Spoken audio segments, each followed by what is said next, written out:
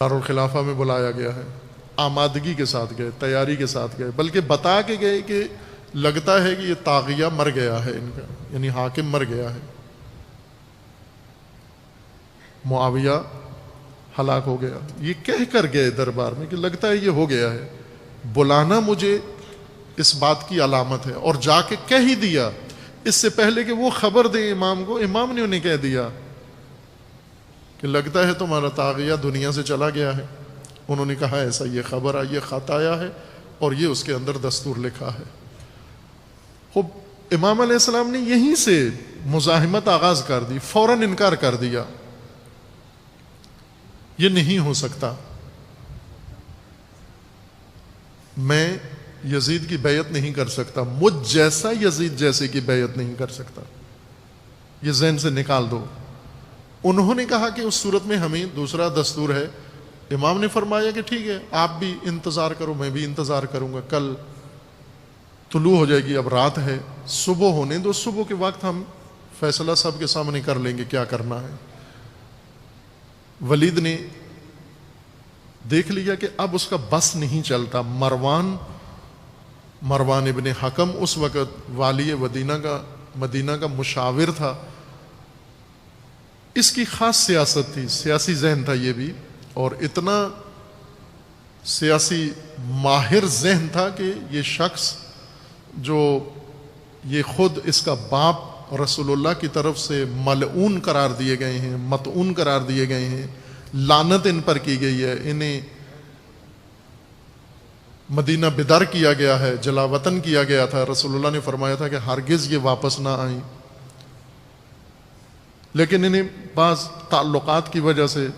قرابت داریوں کی وجہ سے، سیاسی مداخلت کی وجہ سے یہ واپس آ گئے، اور واپس آ کر یہ شخص پھر دوبارہ رسول اللہ کے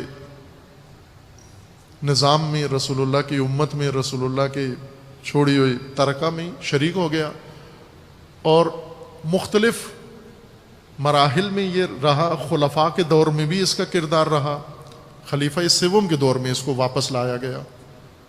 خلیفہ سوم اسے واپس لے کر آئے چونکہ قرابت تھی ان کے ساتھ، اور لا کر اسے باقاعدہ سیاسی منصب دیا گیا، خصوصی، یعنی جس طرح آج ہوتا ہے کہ سربراہ مملکت وزیر اعظم کے دفتر کا ایک رئیس ہوتا ہے، سربراہ ہوتا ہے جو دفتر سربراہ کو چلاتا ہے، سربراہ مملکت کے دفتر کا سربراہ ہوتا ہے، اس کا یہ سیاسی عہدہ تھا کہ یہ خلافت کے زمانے میں خلیفہ سوم کے دفتر خلافت کا یہ انچارج تھا، یہ اس کلیدی پوسٹ پر فائز ہوا، اور یہاں سے اس نے پھر ترقی پانا شروع کی اور آخر کار خلیفہ مسلمین بنا۔ بنو امیہ کی دو شاخیں تھیں، ایک آل ابی سفیان اور ایک آل مروان۔ یزید آل ابی سفیان میں سے تھا، یزید کے مرنے کے بعد اس کا بھائی معاویہ کا دوسرا بیٹا معاویہ ثانی وہ بنا، لیکن اس نے چھوڑ دی، مسند چھوڑ دی، حکومت بہت کم عرصے کے لیے چند ماہ میں چھوڑ دی اس نے، اور اس کے بعد مروان آ گیا اور آل مروان کی حکومت قائم ہو گئی۔ باقی خلفاء بنو امیہ مروانی تھے سارے، ابو سفیان کی نسل سے یہی دو تین بندے بنے، باقی مروانی خلیفہ تھے۔ اب اتنا زیرک، چالاک سیاستدان رسول اللہ کے دتکارنے کے بعد بھی پھر امت کے اندر، نظام کے اندر، حکومت کے اندر آ کر گھسا اور اپنی کلیدی جگہ بنائی، مرکز میں جگہ بنائی، اور وہاں سے چلتے چلتا آگے تک پہنچا۔ ولید گورنر تھا رسمن، مدینے کا والی ولید تھا،